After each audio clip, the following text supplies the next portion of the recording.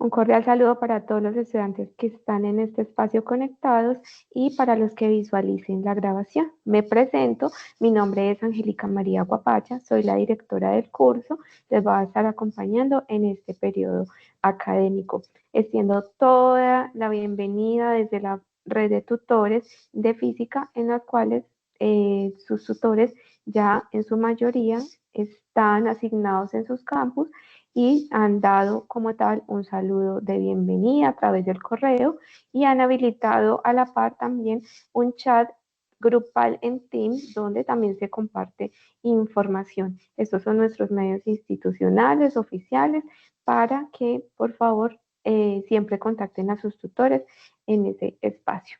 Yo soy ingeniera física, magíster en enseñanza de las ciencias exactas y naturales y vamos a estar todos los tutores acompañándolos en su proceso durante este periodo académico. El curso de Física General de Código 10413 cuenta con 3 créditos académicos y es un curso metodológico. ¿Qué nos indica ese metodológico? Que hay un componente práctico. Específicamente el componente práctico para el curso de Física General son laboratorios presenciales obligatorios en los cuales más adelante les voy a indicar los centros en los que ustedes tendrán la posibilidad de realizar la inscripción porque no todos los centros a nivel nacional cuentan con laboratorios, sino solo algunos. Y esos se los voy a mandar entonces en un listado para que lo identifiquen. ¿Por qué? Porque ya estoy recibiendo algunas inquietudes de su parte de por qué en su centro o en su zona no están los laboratorios. Resulta que se abrieron las inscripciones, pero estas son paulatinas. Sin embargo, los laboratorios empiezan en la tercera semana. Así que es una revisión que ya les va a mostrar ustedes cómo van a ir haciendo seguimiento para reconocer en cuál centro va a realizar su inscripción. La puntuación de aprobación del curso es de 300 puntos sobre 500 en total. ¿Y qué sucede acá? Deben tener en cuenta que el laboratorio tiene un espacio externo en el cual se reporta la nota y ese espacio externo ustedes luego van a ver su calificación sobre el final de periodo sumado al total de las calificaciones que se emitan de ese espacio. Entonces deben de estar muy al pendiente porque a través de los correos, a través de las webconferencias, yo les voy a ir indicando y la red de tutores de cómo van a ir reconociendo esos puntajes y cuando usted ya aprueba el curso, es decir, llega a sus 300 puntos. La entrega de actividades en las tareas, el trabajo es independiente, ¿sí? No dependemos de, o ustedes como estudiantes, de que algún estudiante tenga que hacer alguna entrega, alguna participación en el foro para usted desarrollar su actividad. Todas las actividades son independientes. Solo el laboratorio presencial es colaborativo. Entonces, en los centros donde ustedes van a realizar su inscripción, sus tutores de componente práctico les van a indicar ya cuántos grupos se forman y cuáles son los espacios asignados en cada uno de los centros y donde van a realizar la entrega de esos informes de laboratorio. Así que por esa parte tienen que siempre estar muy al pendiente. Todas las actividades se entregan en la plataforma, en el campus, en cada uno de los entornos de evaluación de forma independiente. El curso cuenta con 6 tareas. Esas 6 tareas están en la agenda y están descritas cada una como es la entrega de esta.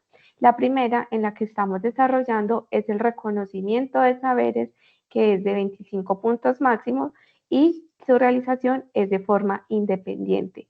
La tarea 2 del curso se denomina Introducción a la Física y Geometría Vectorial de 75 puntos. La tarea 3 se denomina de las fuerzas al movimiento de 80 puntos. La tarea 4 es energía en transformación de 70 puntos. El componente práctico, práctica de laboratorio presencial, es de 125 puntos y es una actividad que acá se indica, se resalta que es colaborativa. Estos 125 puntos tienen un peso significativo dentro del curso. corresponde al 25% del curso, es decir, que la asistencia al laboratorio es supremamente primordial y aporta de forma significativa en que usted apruebe o repruebe el curso.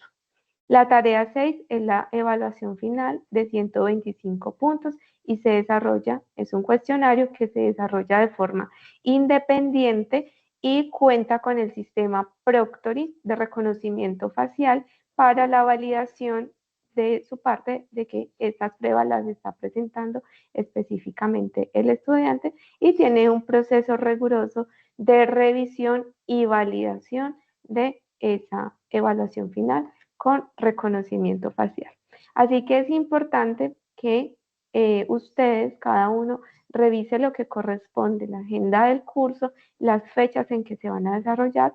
Yo ya voy a compartir la agenda para que identifiquemos algunos elementos necesarios.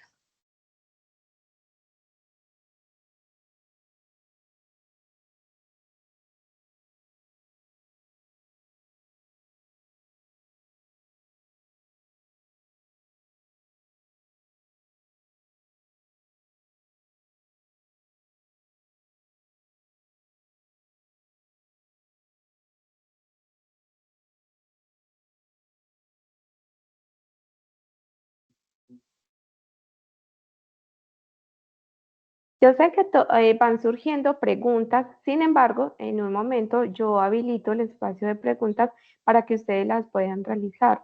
Yo primero hago todo el recorrido a lo que corresponde para el curso para que ustedes lo tengan en cuenta. Entonces, dentro del curso van a encontrar la agenda. Un momento confirmo que se esté visualizando correctamente. Listo. Entonces acá ya la pueden estar observando. Y es importante que reconozcan que todas las agendas de la universidad en todos los cursos están semaforizadas.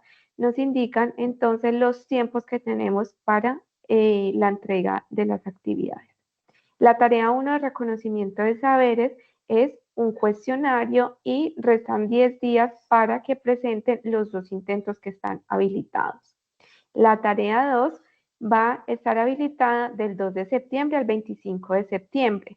Esta columna que está denotada acá, que indica fecha de entrega de realimentación, es el plazo que tienen sus tutores para entregar calificación.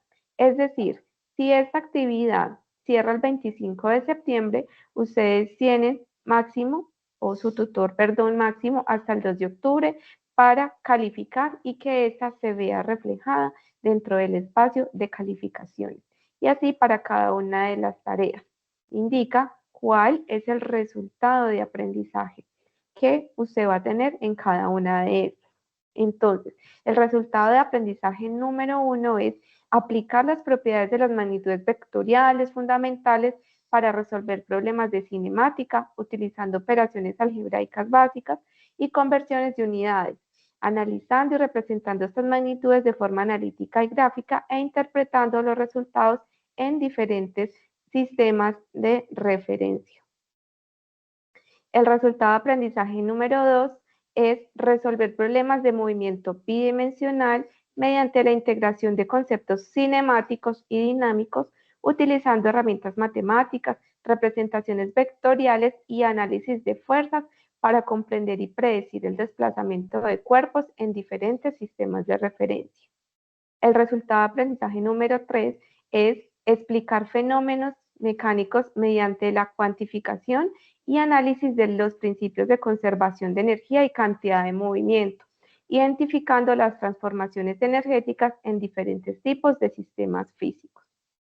Aquí cada una tiene sus fechas de apertura y cierre. La tarea 5, que es el laboratorio, aplicar la metodología experimental en la medición y análisis de fenómenos físicos, incluyendo el tratamiento sistemático de datos, estimación de incertidumbre y validación de modelos teóricos mediante la realización del componente práctico. Voy a hacer énfasis acá porque la actividad es desarrollar las prácticas de laboratorio presencial de acuerdo con la programación de cada centro. Y la evidencia de aprendizaje es el documento PDF, el informe de laboratorio y lo que es la lista de asistencia que es el documento firmado que entregan sus tutores de componente práctico para la certificación de la nota. El laboratorio tiene apertura como tal en la agenda desde el 2 de septiembre hasta el 24 de noviembre, es decir, corresponde a el 75% o a lo que corresponde el momento intermedio, a diferencia, ¿cierto?, de las otras actividades. ¿Qué sucede? Que en este plazo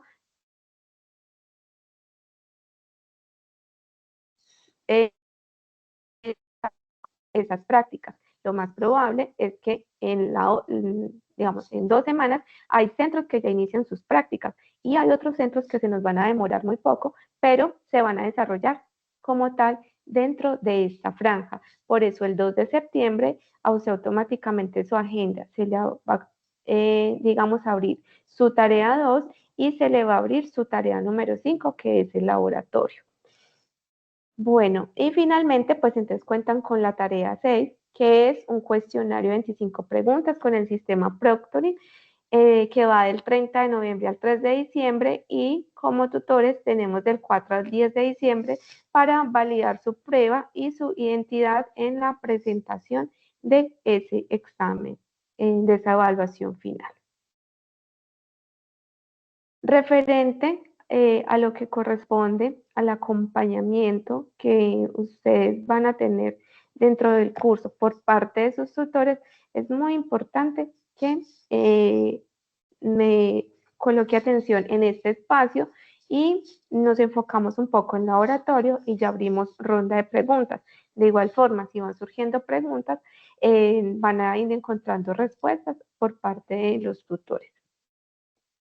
Entonces, dentro del acompañamiento docente, ustedes cuentan con el correo en campus virtual y el correo institucional. Entonces, dentro de su aula es importante que revisen diariamente la bandeja de entrada, porque en esa bandeja de entrada llega información desde la dirección de curso correspondiente a los espacios web conferencias. También allí le llega la información de parte de sus tutores del acompañamiento en CIPAS, de información de inscripciones de laboratorio, de información de actividades y registros en unas plataformas que a partir de la siguiente semana les estaremos compartiendo para que vayan adelantando ese registro. Por otro lado, tenemos unos eventos que la asistencia a estos eventos cuentan con una nota y lo van a estar recibiendo también a través de los correos. ¿Cuáles son esos eventos? El workshop de ciencias básicas que se realizará en el mes de septiembre y el Congreso Internacional de Investigación y Enseñanza de la Física que se realizará en octubre y otros eventos que le vamos a estar compartiendo en el cual la asistencia a esos espacios y la realización de un informe corto sobre alguna de las conferencias va a ser un punto de calificación en la tarea 4. Entonces, toda esta información se la vamos a estar compartiendo a través de los correos oficiales. El otro acompañamiento son los foros en campus virtual. Bueno, antes de pasar a este segundo, o bueno, para ambos, el correo, sí o sí, si usted hace una consulta, una pregunta a su tutor o su tutora, deben de darle una respuesta máximo en 3 días hábiles. Si usted no recibe una respuesta en ese plazo, usted toma una captura de pantalla de la información que le envió o lo solicitó a su tutor y la envía a mi correo en dirección de curso que ustedes se encuentran dentro del campus, indicando que ya han pasado 4 días, 5 días o posiblemente pase una semana, aunque ustedes tienen ese acompañamiento y saben que sus tutores les deben de responder rápido, entonces no se queden de pronto como que, no, pues es que pasó una semana y como el profe no me respondió, pues bueno, yo no hago nada, no. Usted lo que hace es remitir a la dirección de cursos esa evidencia de que su tutor no le dio una respuesta. También lo pueden hacer a través de mi chat de Teams, en los cuales pues yo también voy a estar al pendiente de darles una respuesta. Yo lo que les pido es, sigamos el conducto regular, que es tutor, dirección de curso. Si algo, mi tutor no me da solución o de pronto no estoy de acuerdo con la respuesta que me da o dado el caso, puede pasar que algún tutor no, digamos, esté generando una respuesta, digamos, de una forma no adecuada, ¿sí? Que le esté afectando, ¿cierto?, su integridad como estudiante, eso también me lo notifican a mí, por favor, en la dirección de curso. Lo importante es que siempre esté la evidencia de que usted tuvo esa comunicación inicial y me la pasa a mí, ¿cierto? Digamos que muchas veces me escriben como directora de curso y yo les digo, ¿dónde está la evidencia? Ah, no, no me he comunicado con su tutor. Entonces, por favor, comuníquese primero con su tutor y dado el caso, pues se remite a mí. Entonces, es importante esas evidencias. Lo mismo en los foros. La tarea, a partir de la tarea 2, el 12 de septiembre, se abren los foros para cada una de las tareas. Y en esos foros ustedes tienen que contar también con un acompañamiento continuo. Y sus tutores también tienen máximo de 3 días para realizar la retroalimentación de calidad. Usted siempre espere una retroalimentación de calidad o de mejora de sus actividades y en el cómo mejorarla, ¿cierto? En ocasiones puede pasar que algún tutor le escriba, debe corregir el ejercicio 2. ¿Corregirlo cómo? ¿Sí? Que debo de corregir alguna ecuación que no estoy usando bien, algún gráfico, algún cálculo que me quedó mal en mi calculadora, ¿sí? Deben recibir ustedes una respuesta específica y de lo contrario, pues entonces también notificármelo. Las sesiones de webconferencia se van a realizar 2 por cada una de las tareas. Ustedes reciben previamente la invitación, como recibieron la invitación a esta, y en esos espacios, si no pueden asistir, recibirán al día siguiente lo que es el material usado y la grabación. Los CIPAS. Cada tutor también va a realizar mínimo 2 CIPAS para cada una de las tareas. También hay algunos CIPAS que van a ser generales para el curso. En esos CIPAS, a diferencia de las webconferencias, pues los CIPAS son espacios más participativos, donde ustedes sí van a contar con su tutor, directamente con micrófono, cámara, para participar de forma más activa, que porque son grupos más pequeños, porque corresponden a los tutores. Entonces, es importante que asista a estos espacios. Lo mismo, si de pronto no pueden asistir, al día siguiente máximo su tutor o tutora van a estar enviando la grabación. Si dado el caso ustedes recibieron el espacio y no llegó la grabación, no se la enviaron, al día siguiente pues también puede pedirle al tutor a través de los espacios o de correo o de chat de grupos, profe, la grabación por favor, sí, por si de pronto se les olvida. El tutor en línea es un espacio en el cual los tutores vamos a estar conectados en unas franjas específicas. Estas franjas las verán reflejadas a partir de la siguiente semana para, digamos, cuáles van a ser los espacios de acompañamiento. Como hay docentes que aún están siendo asignados y apenas están llegando, entonces esta información aún está al pendiente. ¿Pero en qué consiste? Es una hora de acompañamiento en la cual usted se puede conectar a ese espacio y hacer una pregunta específica a alguno de los tutores que en ese momento esté conectado. Entonces, no es una clase, no es un CIPAS, no es una sesión web conferencia, sino que usted tiene una pregunta específica, tengo una dificultad con este programa, tengo una dificultad al graficar esto, ¿sí? ¿Cuál es la dificultad específica? Y en ese espacio se la resolvemos. Y finalmente, lo que es el acompañamiento al componente práctico en escenario físico. Es importante que en este espacio usted reconozca que va a tener un tutor en su campus que le va a acompañar a través del correo interno y que le va a acompañar a través de los foros y el chat de grupo. Y va a contar con otro docente en el escenario físico. A veces pasa que si un docente está como en el mismo centro, zona donde tiene sus estudiantes, pues pueden encontrárselos en ese espacio. Ah, profe, usted también es mi tutor en campus, pero la mayor parte de las veces el tutor en campus es diferente del tutor de laboratorio. La comunicación por parte de sus tutores de laboratorio va a ser a través del correo institucional. Yo sé que el correo institucional les llega mucha información de todos los cursos, de grabaciones, información general de la universidad, información de los centros. Entonces es muy importante que realicen allí lo que es ese seguimiento a su correo institucional, porque allí sus docentes de laboratorio se van a comunicar y es allí donde ustedes le van a enviar a sus docentes de laboratorio lo que corresponde al informe final. Entonces, todos estos espacios de webconferencias y de tutor en línea, ustedes lo van a encontrar reflejado toda la programación a partir de la siguiente semana en el espacio de webconferencias y de espacio sincrónico o acompañamiento sincrónico. Referente al componente práctico, ya en un momento comparto otra vez acá la pantalla para especificar algo del componente práctico y hacer una ronda de preguntas. Yo creo que allí están observando nuevamente la pantalla. ¿Sí? Entonces, dentro de su campus van a encontrar este espacio de acompañamiento académico. ¿Sí? Está el espacio de accesibilidad, está este espacio de como tal acompañamiento de la red de estudiantes y este espacio académico. Y allí ustedes pueden ver, creo que está como el Zoom, no me está dejando ver acá. Voy a modificar acá, listo. Entonces, en gestión académica, ven lo que es la programación de laboratorios. Observan entonces acá lo que es el componente práctico y la programación. En este espacio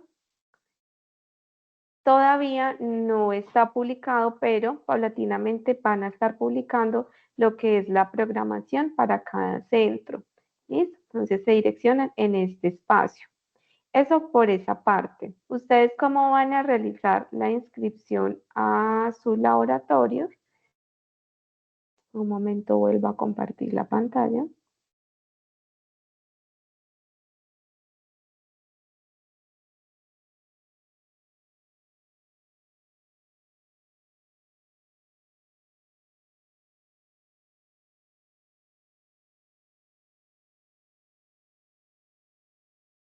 Cuando ustedes ingresan a su parrilla de cursos, donde están los cursos listados, ustedes observan el nombre del curso y se les despliega una pestaña donde dice laboratorio del curso.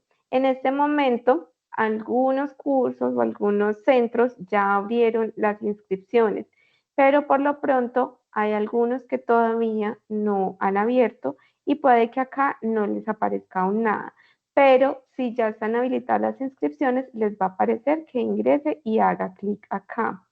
El laboratorio, que es presencial obligatorio, cuenta con algunos pasos. Estos pasos corresponden a la inscripción en escenario físico, es decir, usted identifica si en el centro al que usted pertenece hay desarrollo de laboratorios y realiza su inscripción. Si aún no ha salido para ese centro la inscripción durante algunas semanas, debe estar tranquilo y esperar porque en algún momento va a salir la programación. El paso 2 es la asistencia al laboratorio y el desarrollo de las prácticas. Se desarrollan 6 prácticas por sesión y estas están relacionadas a cada centro y sus tutores de laboratorio le van a estar informando cuáles son las prácticas a realizar. Y el paso 3 es la entrega del informe de laboratorio por grupo colaborativo presencial.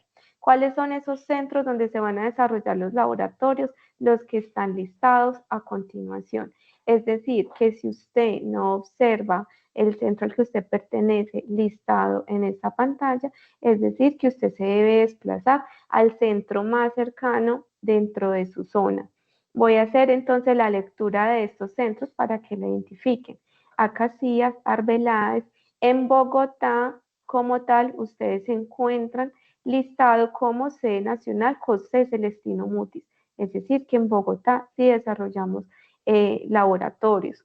Bucaramanga, Cali, Cartagena, Dos Quebradas, Duitama, Facatativá, Florencia, Galletá, Girardot, Ibagué, La Dorada, Málaga, Medellín, Neiva, Palmira, Pamplona, Pasto, Pitalito, Popayán, Puerto Asís, Puerto Carreño, Puerto Colombia, Puerto Inírida, Sahagún, Santa Marta, Sogamoso, Tunja, Turbo, Leticia, Valledupar, Yopal y Zipaquirá. Si el listado, su centro no está listado acá, entonces usted debe desplazarse al centro más cercano. Ejemplo, o que en algunas ocasiones, digamos que es como muy particular escuchar ciertos centros cuando preguntan, por ejemplo, de Cúcuta, profe, en Cúcuta, en laboratorio, no, usted se debe desplazar al centro más cercano, que es, por ejemplo, Pamplona. Algunos centros se llenan, digamos, muy rápido los cupos, entonces usted debe desplazarse al siguiente centro si ya no hay cupos. Ejemplo, pasa que a veces lo que es Cali se llenan muy rápido los cupos que hay para laboratorio, pero Palmira sí queda habilitado, entonces todavía con grupos, entonces usted se desplazaría pues al centro de Palmira. Hay algunos centros donde específicamente se nos demoran un poquito más las programaciones, pero si esa programación o en donde les mostré ahora, ustedes van a encontrar la programación nacional, entonces ustedes saben que esperan allí. Ahí les va a aparecer también con fechas. Entonces puede pasar que ustedes preguntan, resulta que veo que sí hay programación en Santa Marta, pero yo no estoy viendo en este momento. Significa que los cupos se llenaron. ¿Listo? Entonces, por eso deben de estar muy al pendiente, siempre tratando de vincularse al centro más cercano. ¿Listo? Recuerden que ese espacio de laboratorio es obligatorio para los estudiantes que por alguna razón tengan movilidad reducida. Por favor, me contactan de tal forma que acordemos con el docente cómo van a ser esos espacios de acompañamiento, las necesidades especiales que se tengan. Por ejemplo, que por alguna razón usted necesita conocer si el lugar donde va a estar pues tiene fácilmente rampas de acceso para sillas de ruedas, entonces esta información también se las orientamos. Entonces, aún ya en este momento, habiendo identificado las generalidades del curso, cómo va a ser el acompañamiento, voy a abrir un espacio de preguntas o también, pues dentro del chat, voy a identificar qué preguntas han sido más recurrentes o si alguno de los tutores que también se encuentra en sala nos ayuda a identificar preguntas, lo voy a hacer.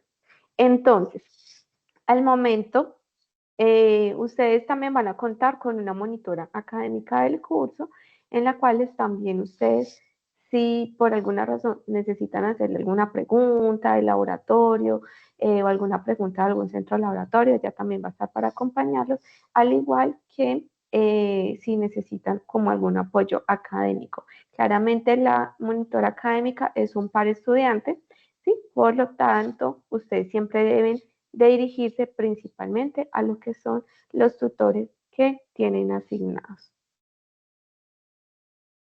Recuerden entonces que también cuentan con el espacio de tutor en línea y estén muy, muy al pendiente de las invitaciones que llegan por parte de sus tutores.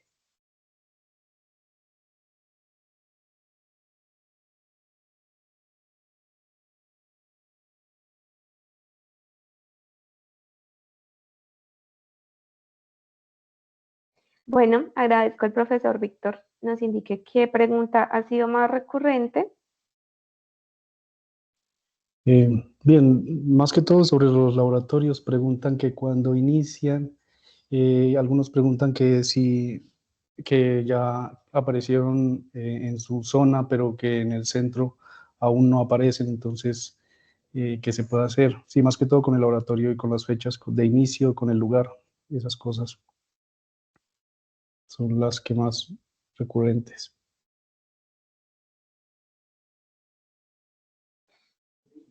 Bueno, muchas gracias, profesor Víctor. Listo. Creo que algunas de esta información pues ya la he brindado previamente. Entonces, estos son los centros donde se van a desarrollar los laboratorios. La programación sale de forma paulatina, es decir, en este momento hay algunas zonas y centros que ya cuentan con programación, pero lo más seguro es que hay algunas zonas en las que todavía no se muestra, Así que ustedes no van a realizar inscripción, sino hasta que les aparezca su centro al cual van a asistir.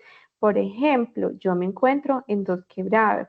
Sé que para Dos Quebradas aún no ha salido la programación en el espacio de inscripción. Entonces, yo lo que hago como estudiante, que es esperar hasta que Dos Quebradas me oferte el laboratorio y yo me pueda inscribir.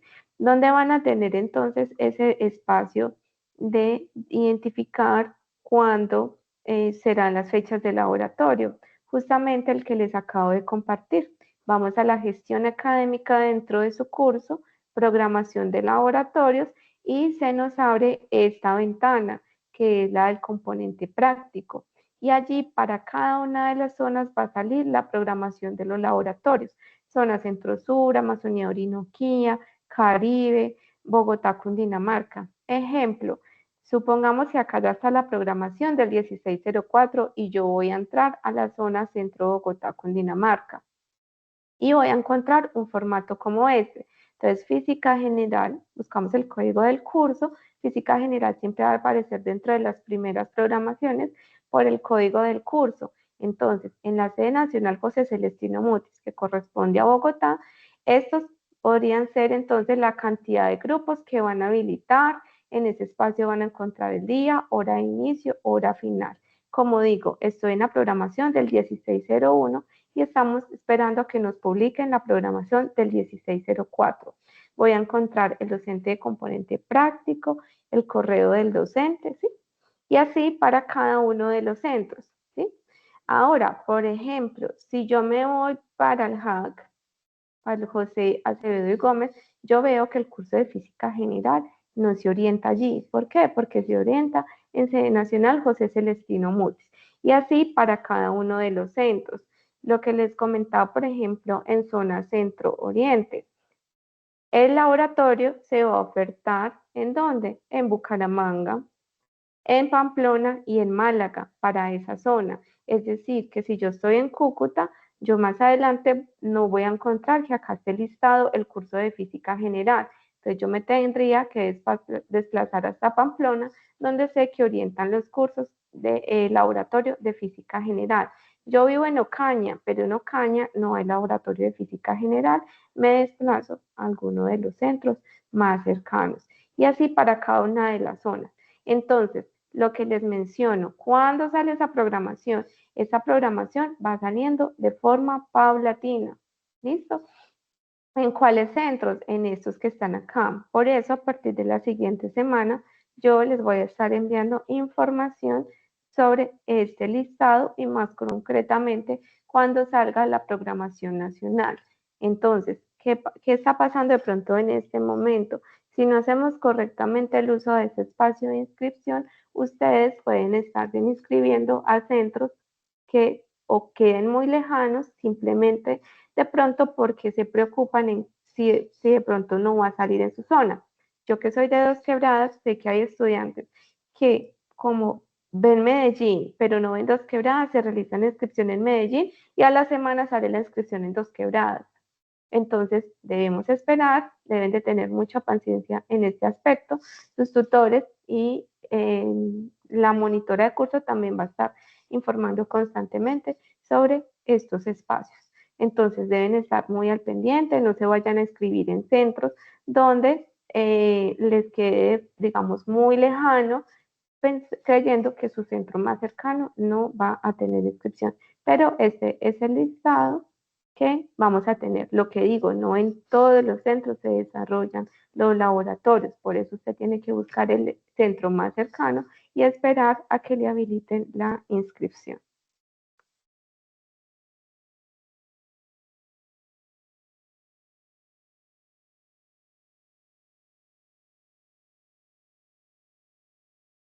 Sí, también hay preguntas referentes a qué hay que llevar al laboratorio, que cuántas prácticas se van a realizar, bueno, hay un caso ahí, por ejemplo, que están programadas 3 sesiones, que si hay que asistir a las 3 sesiones, ahí hay que aclarar que, bueno, puede ser que en el centro se programen, digamos, varias franjas y uno se pueda inscribir en cualquiera de esas franjas, pero también puede ser que solo se programe una franja y la franja con 3 sesiones distintas.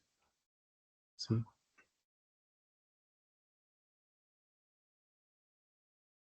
Listo. Las preguntas de sesiones me parece que es bastante pertinente.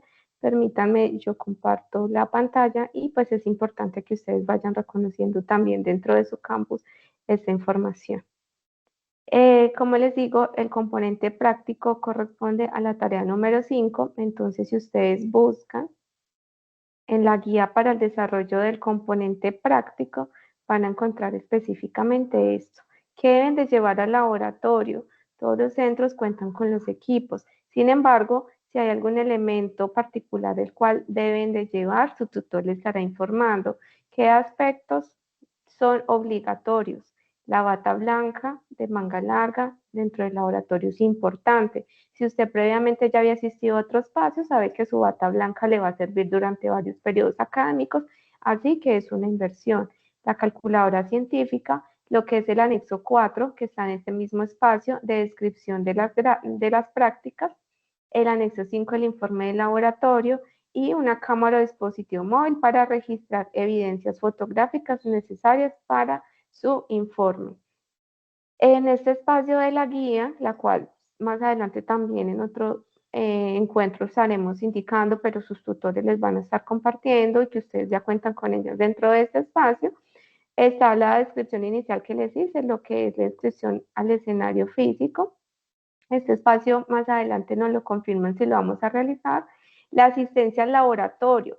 Asistir a las 3 sesiones programadas para cumplir con 12 horas de laboratorio. ¿Sí? Entonces, cuando ustedes están ingresando, lo que ya están ingresando y ven alguna inscripción, observa que tiene 3 fechas. Deben de ir a las 3 fechas porque ustedes deben de cumplir con 12 horas de laboratorio y la mayoría tiene que, cada sesión es de 4 horas. ¿Listo? Entonces, por eso sí o sí usted asiste a las 3 sesiones. Lo comentaba el profesor Víctor y hay algunos centros que tienen programación única, principalmente porque son centros muy retirados. Por ejemplo, Acadías tiene programación de 12 horas de laboratorio continua en un día, pero porque hay ciertas, digamos, como especificaciones por la distancia. Pero la mayoría de centros, por no decir todos, cuentan con 3 sesiones de 4 horas y usted obligatoriamente tiene que cumplir con 12 horas. Bueno, y esa información la encuentran con mucho detalle en lo que es la guía.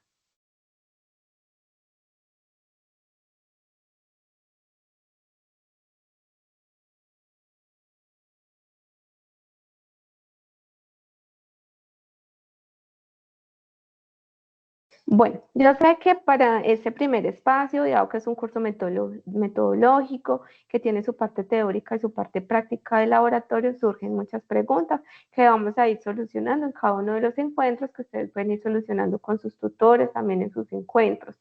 Yo voy a dar la palabra a 5 personas y por favor, las preguntas tienen que ser muy específicas, tienen que ser preguntas que ya, digamos, en el momento ya haya claridad. Si ya hay claridad sobre la respuesta, por favor bajan la mano de tal forma que no se nos genere repetición sobre estos espacios.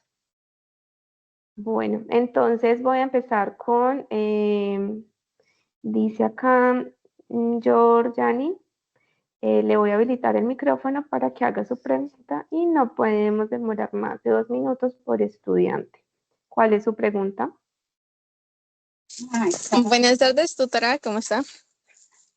Buenas tardes. ¿Me escucha? Sí. Mi pregunta era en los laboratorios. Mi lugar de vivienda es en el Valle de Guamués, Putumayo. Entonces ahí hay una que dice La Dorada. ¿Esa corresponde al Putumayo?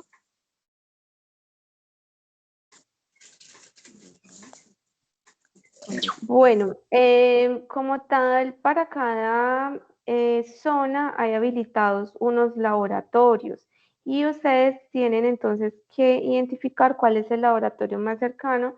Yo a partir de la siguiente semana se los voy a enviar por zona para que ustedes tengan, digamos, como mayor facilidad de identificar a cuál zona pertenece. Pero la dorada es pertenece al departamento de Caldas, entonces creo que no sería un espacio cercano a la zona que usted me está indicando, así que debe estar consultando un centro más cercano. Voy con Angie Caterín, tiene micrófono habilitado, por favor vamos directamente con la pregunta. Buenas tardes, profesora, ¿me escucha? Sí. Profesora, es para una pregunta.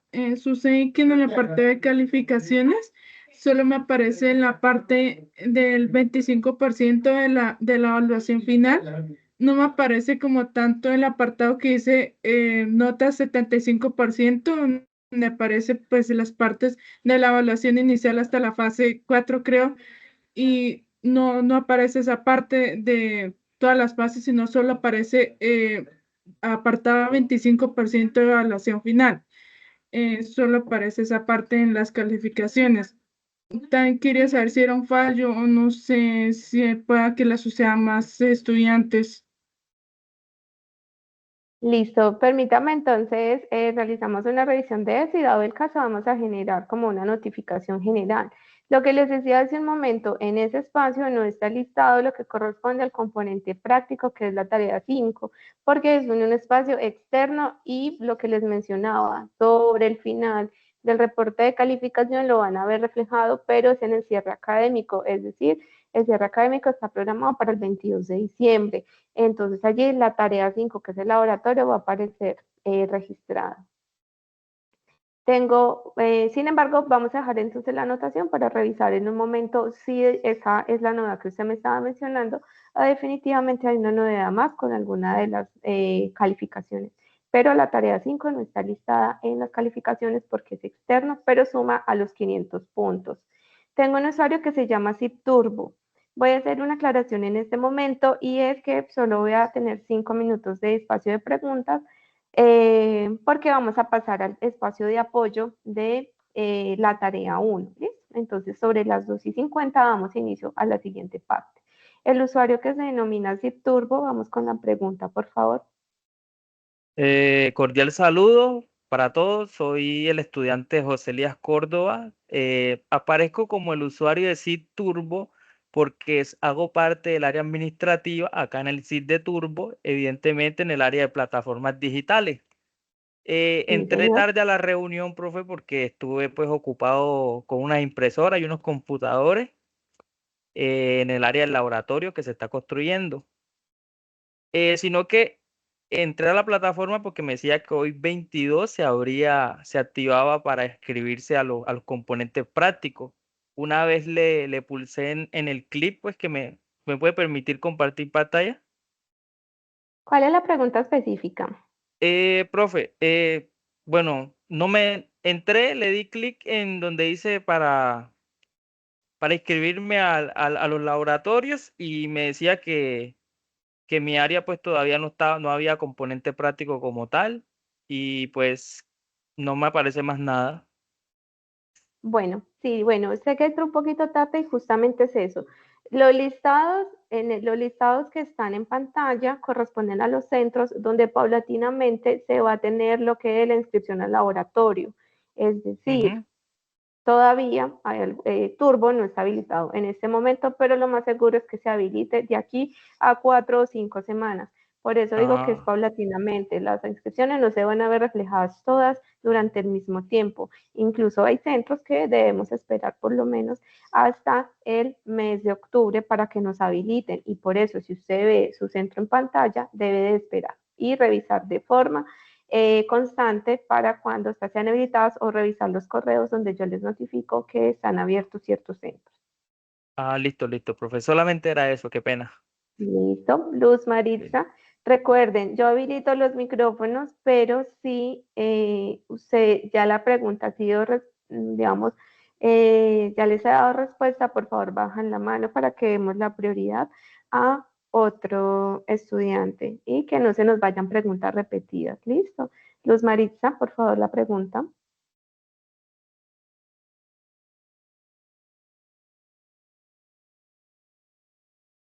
Luz Maritza, el micrófono ya está habilitado. Bueno, voy con la siguiente persona, que es Juan Carlos. Buenas tardes, ¿me escuchan? Sí, señora, ¿cuál es su pregunta? Buenas tardes. Mira, para el laboratorio, yo vivo en Fusagasugá. Me apareció y yo me inscribí en Gacheta porque era la única opción que me daba. Pues me preocupé porque dije, bueno, me toca en Gacheta, que es lejos, y me inscribí. Pero viendo el listado ahorita, Arbeláez la tiene y Arbeláez me queda muchísimo más cerca. Entonces, ¿cómo hago por para favor, reversar esa para estos inscripción? casos, para estos casos donde se debe reversar la inscripción, usted debe escribir a su tutor o tutora asignada indicándole justamente eso. Yo me inscribí en este centro porque no tenía el conocimiento de que en el centro donde yo iba a estar sí iba a haber información, no esperé la web inicial donde iba a preguntar como sobre esto. Entonces, por favor, me reversa la inscripción que yo voy a estar al pendiente de Arbeláez para cuando salga la inscripción. Y a través de su tutor se realiza la reversa y les notifican. Voy con Juan Carlos Estupiñán, así que puede ir escribiendo ese correo a su tutor o tutora. Juan Carlos Estupiñán ya está habilitado.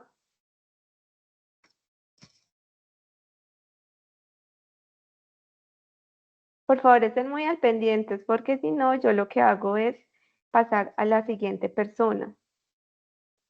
John Freider Molina, ¿cuál es su pregunta?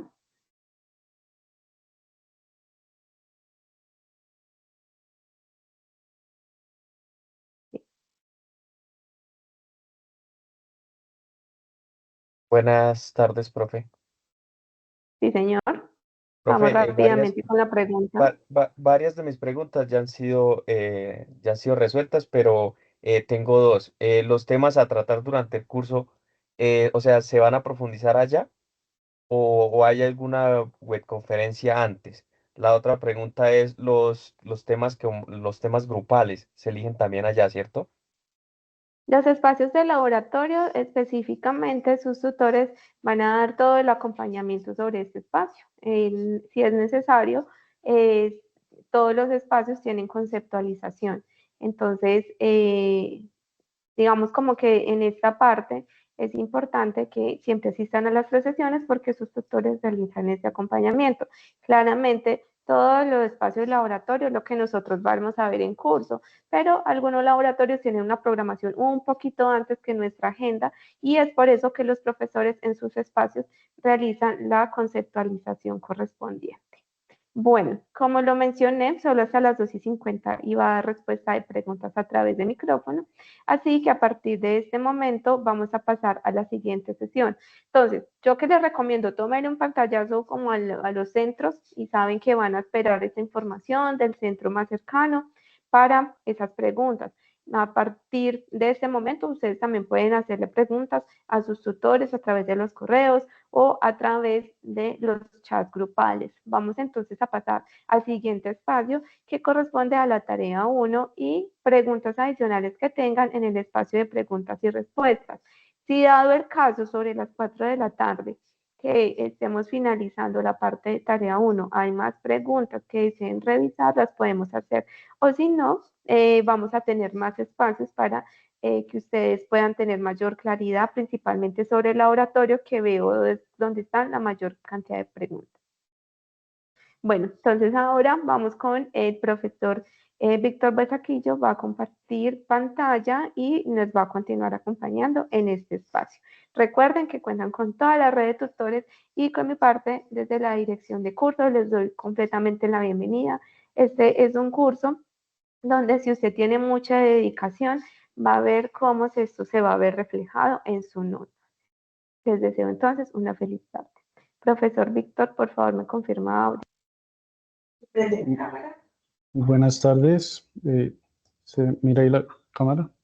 La cámara, el audio. ¿Sí hay audio? ¿No hay audio? ¿Me escuchan?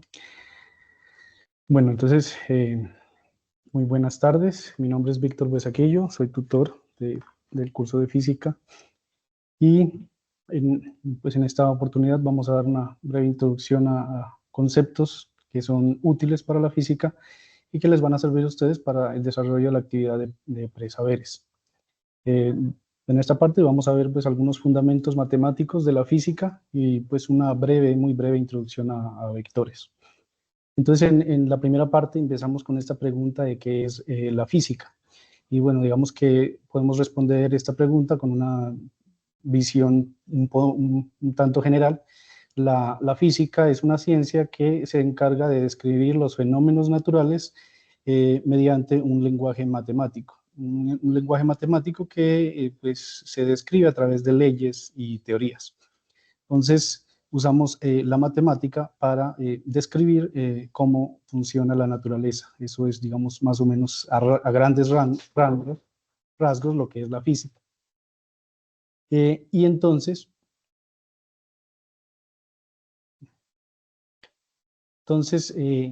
en la parte pues para describir la naturaleza mediante las matemáticas, en física utilizamos algo que se llaman las magnitudes físicas. Estas magnitudes se clasifican de diferentes maneras. Vamos a iniciar con una clasificación que es según su origen. Según su origen pueden ser magnitudes fundamentales, pues son aquellas que se definen, pues están definidas con una sola magnitud, que ahorita vamos a ver cuáles son esas magnitudes fundamentales, y hay unas magnitudes derivadas que se refiere a que se definen en términos de las magnitudes fundamentales. ¿Y cuáles son esas magnitudes fundamentales? Digamos que por convención hay 7 magnitudes fundamentales que son la longitud, su unidad en el Sistema Internacional de Unidades, que es un sistema que se usa a nivel global, y la unidad es el metro y se simboliza con la letra M.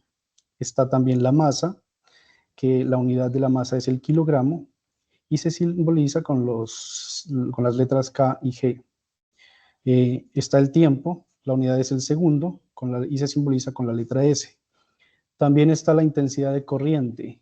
Bueno, aquí se podría discrepar si esta es fundamental, porque digamos que la parte más fundamental ahí sería la carga eléctrica, pero ya por convención se estableció que la intensidad de corriente es nuestra unidad fundamental y es el ampere, se simboliza con una letra A. También está la temperatura, que la unidad en el sistema internacional es el Kelvin, se simboliza con una letra K. La intensidad luminosa, que la unidad es la candela y se simboliza con las letras CD. Y finalmente la cantidad de sustancia, que la unidad es el mol y el símbolo también es el mol en el Sistema Internacional de Unidades. Bueno, dentro de la física podemos abordar, digamos que cantidades muy grandes. Por ejemplo, las distancias astronómicas son cantidades muy grandes, y también cantidades muy pequeñas, como por ejemplo las distancias atómicas, tamaños atómicos, masas atómicas. Entonces podemos abordar cantidades muy grandes o muy pequeñas, y por eso suele ser útil emplear prefijos para representar cantidades muy grandes, como por ejemplo deca, que significa 10 veces la unidad, o sea, tiene una potencia de 10 elevado a la 1, hecto, que es como la unidad 100 veces, o la potencia de 10 elevado a la 2, y así sucesivamente para las cantidades grandes. Tenemos estas unidades. Aquí, como ejemplo, podemos decir, nosotros tenemos, digamos, la unidad fundamental, el metro, que se simboliza con la letra M, y si tenemos megametro, si tenemos aquí una M mayúscula, las cantidades grandes se simbolizan con letras mayúsculas, como ustedes pueden notar aquí. Tenemos una M mayúscula y una M minúscula, eso sería un megametro. Y un megametro, pues sería equivalente, por esta equivalencia que tenemos aquí, sería igual. Vemos que la letra mega aparece 10 a la 6, entonces sería igual a 10 elevado a la 6 metros. Es decir, que un megametro es igual o equivalente a 1.000.000 de metros, o 10 a la 6 metros, ¿sí? Lo mismo si tenemos un gigametro, si tenemos GM, si tenemos aquí escrito, digamos, si tenemos un gigametro, bueno, aquí quedó esta G, la voy a escribir así un poco más. Si tenemos la G y la M, un gigametro es igual a 10 a la 9 metros. Y un 1 seguido de 9 ceros y metros, la letra minúscula. Entonces esto para unidades grandes. Cuando trabajamos con unidades pequeñas, entonces lo que tenemos, digamos que, por ejemplo, si tenemos, digamos, esta unidad de acá, que es un micrómetro, por ejemplo. Tenemos esto aquí, un micrómetro. Entonces un micrómetro, ¿a qué va a ser igual? Comparado en este caso la unidad del metro. Puede ser también un microsegundo si estamos hablando de tiempo, o dependiendo de la unidad, un microkelvin si estamos hablando de temperatura. En este caso estamos en metros, tenemos aquí un micrómetro, es igual a 10 elevado a la menos 6 metros. Que si esto lo escribimos en el sistema en el sistema decimal sería 1 dividido entre 10 a la 6, es decir que esto sería igual a 0,00000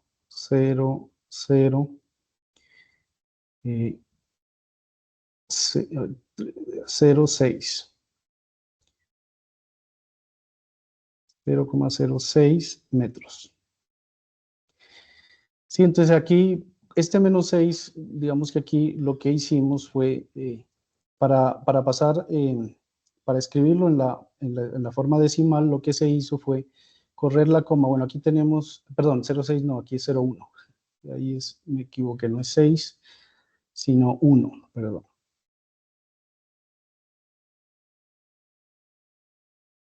Entonces aquí tenemos la potencia de 10, entonces lo que uno hace es escribir el 1 y se corre la coma tantas veces como el exponente, pero en valor positivo. Entonces tenemos el 1, la coma la corrimos 1, 2, 3, 4, 5 y 6 veces. Entonces aquí colocamos la coma, miren, entonces la coma se corrió 6 veces, por eso está la menos 6. Entonces cuando tenemos unidades pequeñas, uno lo que hace es correr la coma después del 1, y dependiendo de cuántos exponentes tenga, del valor del exponente, es la cantidad de veces que se corre la coma.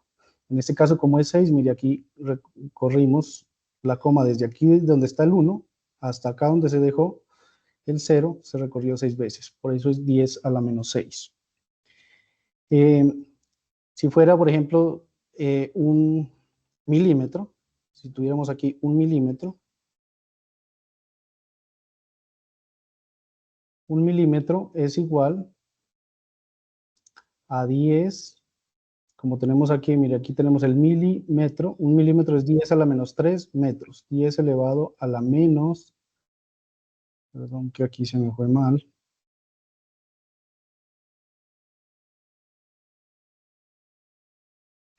...10 elevado a la menos 3 metros. Entonces eso también lo podemos escribir, aquí el 1, podemos mover la coma 3 veces hacia la izquierda, y va a quedar aquí, esto aquí expresado en el sistema decimal, sería igual a 0,001 metros. Mire que aquí estaba el punto decimal, lo corrimos 1, 2, 3 veces, porque está elevado a la menos 3, se mueve hacia la izquierda. En el caso de que fuera un kilómetro, sería el exponente positivo sería por 10 a la 3, y entonces el 0 se recorría, la coma decimal se correría hacia la derecha, en este caso hacia la izquierda. Entonces aquí un milímetro es igual a 0,001 metros, o también se puede escribir con potencias de 10, 10 a la menos 3 metros. Para cantidades pequeñas vemos aquí que el exponente es negativo, y que entonces se escribe en términos decimales, con cantidades decimales de esta manera. Bien. Entonces, esto para expresar cantidades grandes y pequeñas. Entonces tenemos prefijos en el sistema internacional. En física es muy importante, hablamos primero de cantidades fundamentales y lo que hacemos nosotros es medir estas cantidades, y cuando medimos esas cantidades, pues, y realizamos operaciones con ellas, muchas veces nos da, si realizamos una operación en la calculadora, nos dan muchas cifras decimales. Y a veces, pues sí, no conviene escribirlas todas las cifras que nos da la calculadora, porque nos tenemos que regir a través de las cifras significativas. Entonces, ¿cuáles son, qué quiere decir eso de las cifras significativas?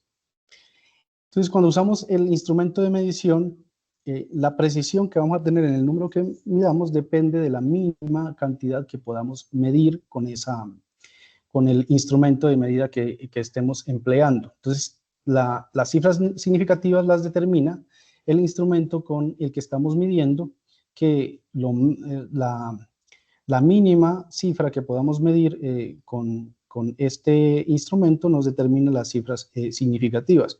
Por ejemplo, aquí tenemos una regla, ¿sí? Y esta regla tenemos aquí una flecha y que nos está marcando un punto acá.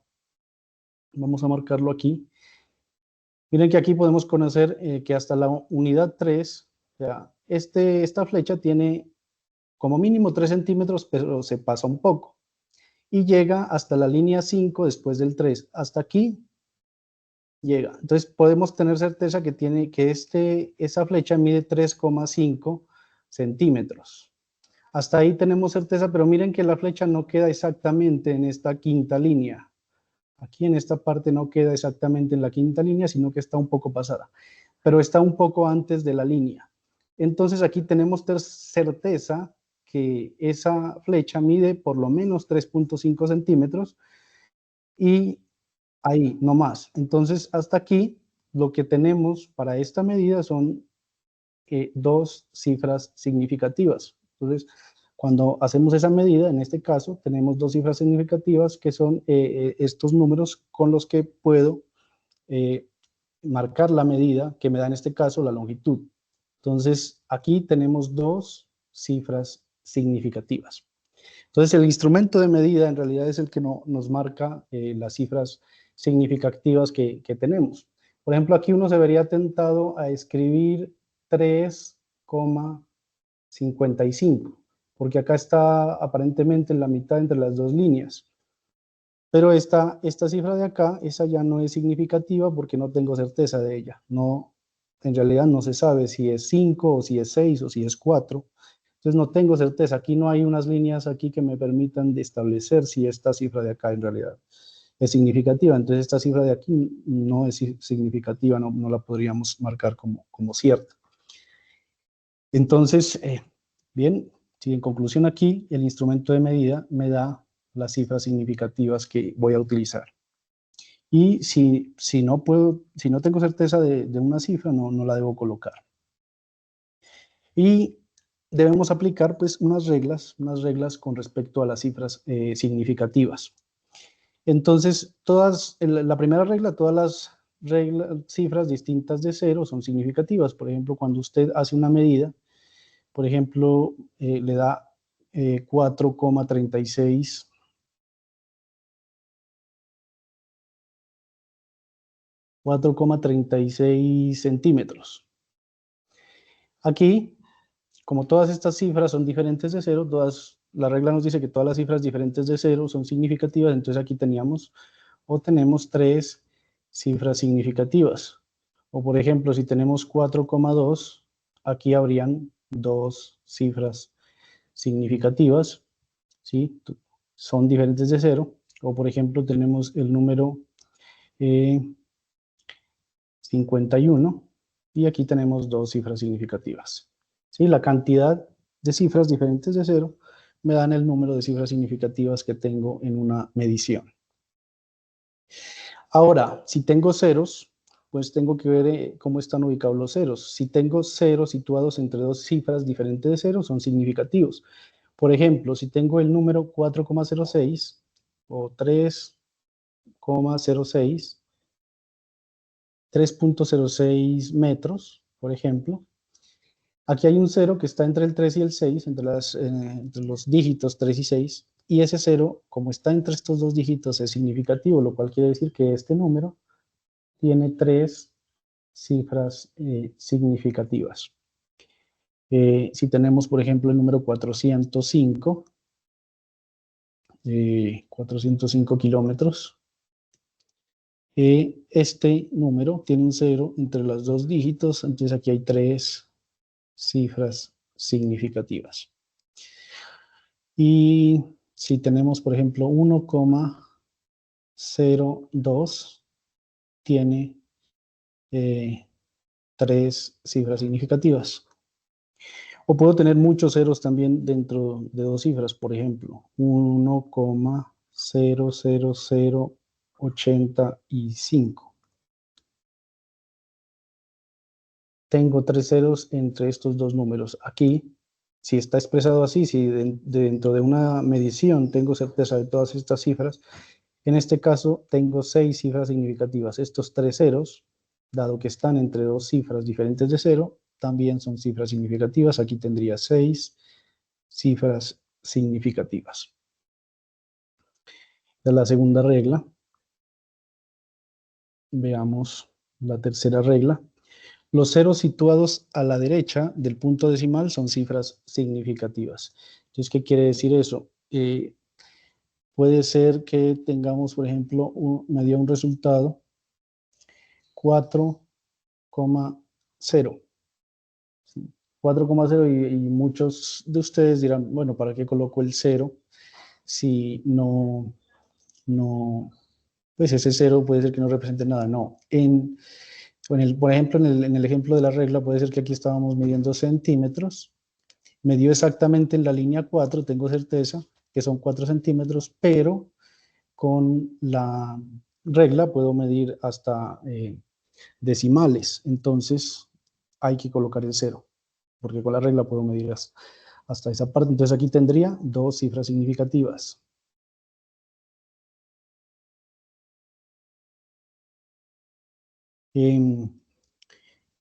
Puedo tener, por ejemplo, cuando tenemos números aquí, digamos 400, aquí hay dos casos.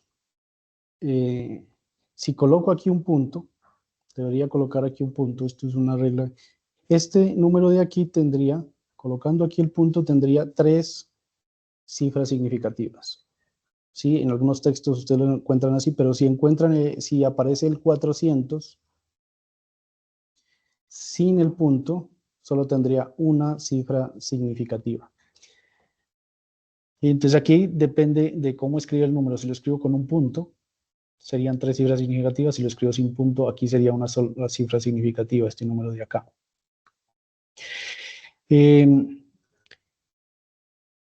Veamos otro ejemplo. Si tenemos, por ejemplo, 3,40. También se puede escribir así. Y este número tendría 3 cifras significativas. Entonces aquí, los ceros situados a la derecha, en este caso, este 0 de aquí cuenta también. Estos ceros de acá, en este caso de acá, cuando lo escribo así, cuentan. Y en este caso, este 0 de acá cuenta como cifra significativa. Entonces aquí 3 cifras significativas, acá una o 3 cifras significativas dependiendo del contexto, y acá 2 cifras significativas. La cuarta regla, los ceros situados a la izquierda de la primera cifra diferente de 0 no son significativos. Entonces, digamos, tenemos aquí este ejemplo 0,0001. Entonces aquí, ya, como en el caso anterior, ya los ceros no cuentan. En este caso no son 5 cifras significativas. Este caso, este número solo tiene una cifra significativa. ¿Sí? Si tenemos el caso de 0,4,36. Este 0 de acá no cuenta y aquí solo tendríamos 3 cifras significativas. ¿Sí? Este 0 a la izquierda no cuenta. Listo. Entonces avancemos a la siguiente regla.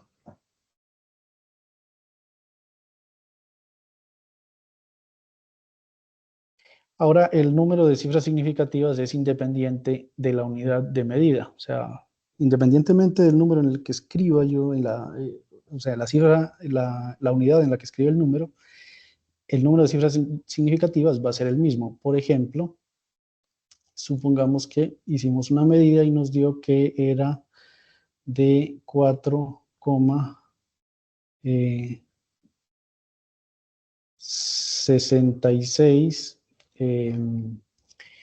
metros. Me dio 4,66 metros, que eso también lo puedo escribir en centímetros. En centímetros, esto al pasarlo, tengo 4,66 metros a centímetros, entonces en un metro hay 100 centímetros, esto es igual a 466 centímetros.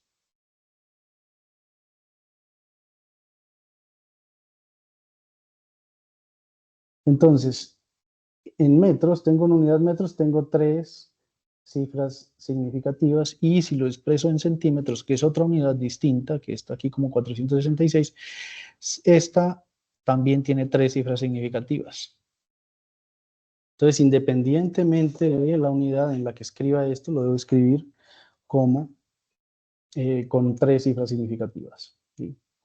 Entonces, a eso se refiere esta regla. Esas son las 5 reglas que hay que aplicar con respecto a las cifras significativas.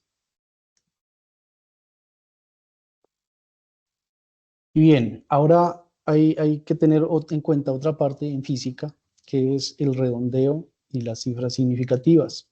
Entonces, cuando ustedes tienen, digamos que hacen una medición y tienen que colocarle una determinada cantidad de cifras significativas, porque pues a veces uno hace una medida o varias medidas y tiene que hacer operaciones entre las cifras entre los números, y hay que escribirlo con las cifras significativas correctas. Aquí en este ejemplo estamos colocando con cuántas cifras significativas hay que escribir el número. Por ejemplo, hay un resultado que nos dio 3,1416. Y nos dice acá que lo escribamos con 3 cifras significativas. Y acá me dice la regla. Si el dígito de la derecha, la última cifra significativa, es menor que 5, se suprime y la cifra significativa queda igual. Entonces, mire, lo tengo que dejar con 3 cifras significativas. Para dejarlo con 3 cifras significativas, debo empezar de izquierda a derecha. Entonces, empiezo a contar desde el 3 y son 3. 1, 2, 3. Entonces, hasta 3,14. Está un 4 y a la derecha del 4 hay el 1 y el 6, pero el que le sigue es menor que 5. Como es menor que 5, el número se deja igual, 3,14. Se quitan las otras cifras que están después de la tercera cifra significativa y se deja igual, no se cambia. Por ejemplo, este de acá, el número 2,136, me dicen que lo redondea a 2 cifras significativas, entonces sería 2,1, y como el número que le sigue es 3, que es menor que 5, lo dejo tal cual acá como 2,1 con 2 cifras significativas. Aquí lo mismo, tenemos otro ejemplo que nos dice que lo dejemos con 3 cifras significativas, empezando desde el 7 sería 1, 2, 3 hasta el 6, entonces 7,86, y el 4, que es el que le sigue a la última cifra significativa, es menor que 5, entonces lo dejamos como 7,86, y los demás dígitos a la derecha los eliminamos. Entonces nos queda aquí 7,86. Entonces la regla, si los números que están después de las últimas cifras significativas de interés son menores que 5, entonces los quito y dejo el número con las otras cifras. Eso con respecto a cuando la cifra que le sigue es menor que 5, o el dígito es menor que 5. También puede ser que el dígito que le sigue sea mayor que 5. Entonces, si el dígito que le sigue es mayor que 5 a la última cifra significativa, entonces hay que incrementar la última cifra significativa en una unidad. Por ejemplo, aquí me dice que este número 3,1416 lo redondea a 4 cifras significativas. Entonces, empezando desde la izquierda, sería 3,1416, y la cuarta cifra significativa es 1, 3,141. Pero el que le sigue es 6. 6 es mayor que 5. Y la regla me dice que si la última cifra, las cifras que le siguen a la última cifra son mayores que 5, debo subir en una unidad. como está 1, subiría 2. Por eso acá lo coloco como 3,142, la cifra redondeada. Luego está el número 2,136, lo vamos a dejar con 3 cifras significativas, iría hasta el 3, 2,13. Pero como esta última cifra significativa le sigue un número que es 6, que es mayor a 5, entonces esta de aquí la debo subir en una unidad. Como está 3, la coloco en 4, y este lo redondeo a 3 cifras significativas como 2,14. Y aquí otro ejemplo, 7,864 con 2 cifras significativas. Entonces, con 2 cifras significativas iría hasta el 8, pero el que le sigue es un 6, que es mayor a 5. Entonces lo subo en 1. Para dejarlo con 2 cifras significativas sería 7,9. No escribo aquí 7,8, sino 7,9 porque tengo que subir en una cifra. Y con respecto a esta parte, estas reglas, la última regla es aquella en la que el último dígito, si el dígito a la derecha de la última cifra significativa es igual que 5, se suprime, y si aumenta en una unidad la última si es impar. Si es par, no se aumenta nada. Entonces aquí hay que ver, bueno, tengo este número, por ejemplo, 96,95, lo debo dejar con 3 cifras significativas. Aquí solo tengo un 5, o sea, ya antes de la cifra significativa, de la última cifra significativa lo tengo que redondear a 3, es 96,95, pero lo debería dejar como 96,9.